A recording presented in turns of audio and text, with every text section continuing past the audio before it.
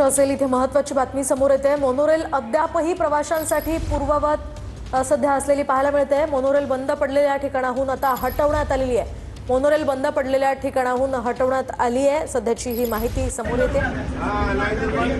काल एका इन्सिडेंट नंतर मोनोरेल ही रात्रभर बंद ठेवण्यात आलेली होती। लोकांना रेस्क्यू करण्यासाठी जवळपास 2.5 ते 3 तास लागल्यानंतर रात्रभर मोनोरेल हटवण्याचं काम सुरू होतं। पुन्हा एकदा मोनोरेल सुरळीत झालेली आहे। मात्र लोकांचा असा आरोप आहे की या रूटवरती मोनोरेलची जी काही संख्या आहे ती वाढवली जात नाही आणि म्हणून ही गर्दी होते। शिवाय वेळेवर ते मोनोरेल सोडवलं जात नाहीये।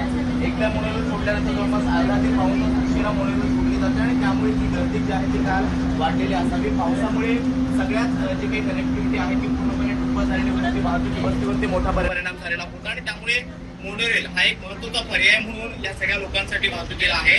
मात्र इथे जे काही गर्दी झाली त्या मोनोरेलमध्ये जवळपास 583 प्रवासी होते आणि त्या सगळ्यांना रेस्क्यू करून बाहेर काढण्यात आलं। जवळपास 2.5 ते 3 तास हे रेस्क्यू ऑपरेशन सुरू होतं आणि त्यानंतर जवळपास 10 वाजल्यानंतर